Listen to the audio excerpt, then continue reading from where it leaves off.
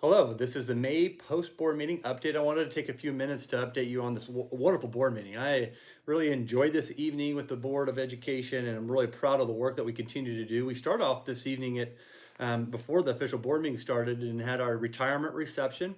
We want to give a shout out to our retirees that are leaving the district, and we appreciate you for the legacy that you've created here in the district for the service to kids.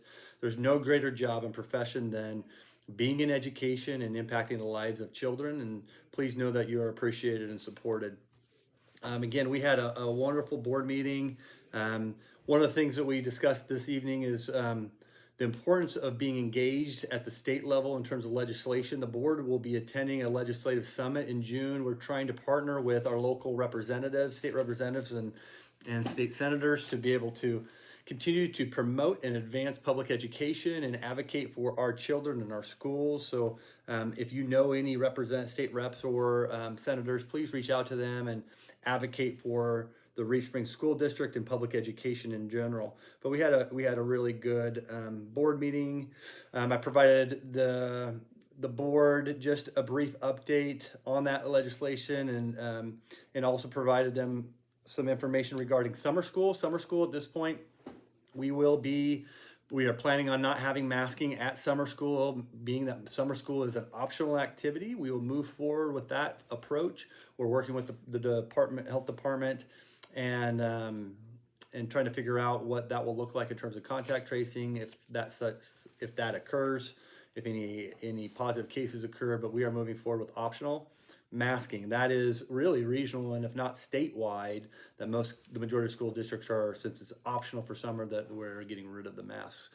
It's yet to be determined what the fall will look like. We will have an update for the fall. Hopefully in July, we'll be able to rally around other school districts and see what the CDC has to say and what the Department of Education has to say about masking and what that will look like. But we are moving forward with that.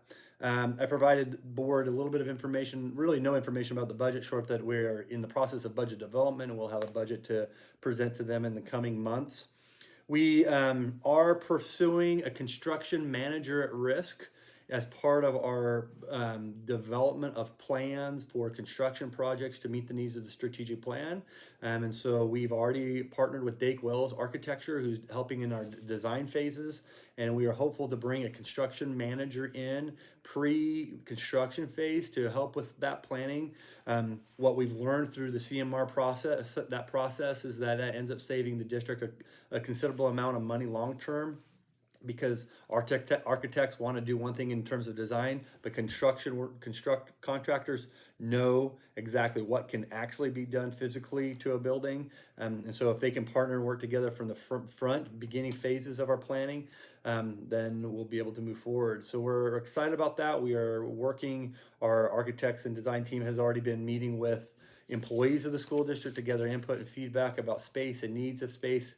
In our strategic plan, addresses essentially two important pieces that we're going to be looking to expand, and that is our early childhood, because we are underservicing our community. If you value the education of our children and value the education of the importance of early childhood education, then you're going to want to be tapped into knowing that we're expanding early childhood. We're going to need to expand our center to be able to accommodate the number of little bodies that we're hoping we can bring into the district to serve our community, infant, toddler, and early childhood care. So we're working on that. The other project is building a new career and technical center that will continue to thrive in our region as it supports the area school districts, that'll be able to enhance our career programs and bring new programs to the district, to our students. Those are two big strategies in the strategic plan. And then the third strategy thing that we'll be exploring is the potential. This isn't a strategic plan goal, but it's something that I personally have felt like is a critical piece that we want to explore, is looking at considering putting in some kind of park or playground area for our community and children in our community, since the Reef Springs School District community, the Branson West, Kimberling City, Cape Fear, Indian Point, all the other areas, we don't really have a central playground park area for families. And so we'll be exploring that. More to come on that down the road. Dr. Kite went over the summer school plans. Again, if you would like your child to participate in summer school, please join summer school. It's not too late to enroll. We added a few different stipends to support our staff that's providing positive behavior support at the middle school, and we updated our job description for one of our positions as their parents, as teachers, has evolved. One thing to understand is that as we've learned a lot about teaching students virtually, that virtual education will not be going away. We actually are required by law to provide virtual options. And so Dr. Kai has worked hard with our instructional staff and our virtual coordinator and other employees of the district to really look at how our secondary, middle school, and high school virtual learning platforms working. We learned a lot through this last year of the success of having our K-6 model with our own teachers supporting students. And so our middle school, high school model will also provide employees in the district that will be a support at a higher level than what we were able to provide strictly just using Edgenuity. So stipends were pushed out, but with that way, more information will be coming from the buildings, I'm sure, as we move forward. Coach Gosh, our athletic and activities director, came to the board and presented some information. He has really worked tremendously hard to help unify youth sports, middle school sports, and high school activities and bring them all together and merge. Our coaches are all really partnering from all the different programs, partnering together to encourage multi-sport athletes, to encourage student athletes to participate in other activities, whether that's band, music, track, golf, whatever those sports are. We want kids to be able to be engaged. So he presented some work that they've been doing in that department of creating a mission and a belief structure that's centered around that's based off of our district mission that encourages student athlete development. I'll make sure that information gets out, and Coach Gosh can share that in a different forum, but I'm really proud of his work. He also presented a proposal. One thing that you're seeing as a community, if you're tapped in, especially if you have young little ones, is that our coaches are now engaging at a higher level with our youth sports programs and our middle school programs, not only just high school programs. And so the board approved stipends to reimburse or compensate our coaches as they work and engage in programs outside of just their high school sport. That if you're a middle school coach, you're engaged in youth sports, and you're engaged in high school sport, that there's that continuation of a program from high school all the way through, and we're really building interest. One thing that we are tasked to monitor as part of our strategic plan is participation in sports and activities and programs. And so Coach Gosh has really taken the lead to really expand this. And so as years evolve and programs evolve, hopefully we're seeing an increase in participation in sporting activities and extracurricular events. So I appreciate his leadership and his willingness to support our staff and our programs, and to provide a stipend recommendation that will encourage these programs. For example, at the end of June, beginning of July, there will be a program for all, I think, ages third through sixth grade. If I'm not mistaken, it will be a camp for 3 days where every athletic program will be represented, and kids can explore all those different athletics.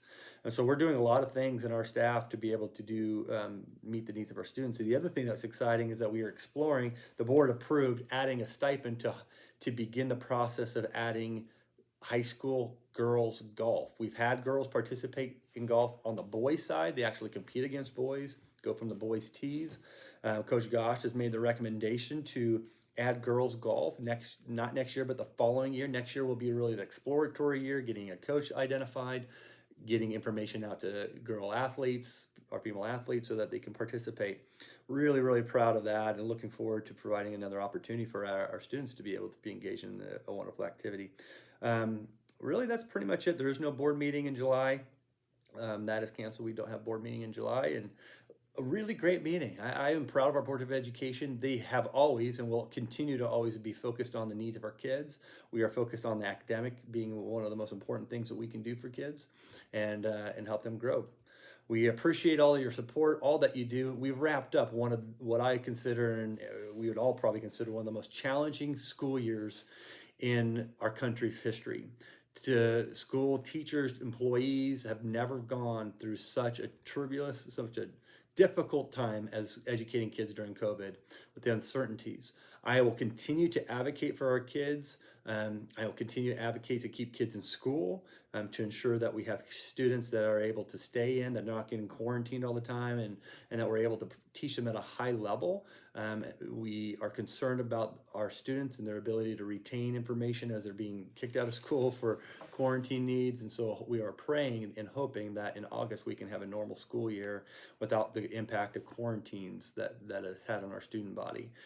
They're why we're here. And so we'll continue advocating for them and their health, but also advocating for their academic health and their social emotional health and their mental health, which all those areas have been drastically impacted for so many students, not just those that have dealt with COVID, but those that have dealt with all those kind of emotional and mental issues. So we'll continue advocating for them. What a wonderful school district. I'm proud to be part of it. And as always, have a great month. We appreciate your support and take care.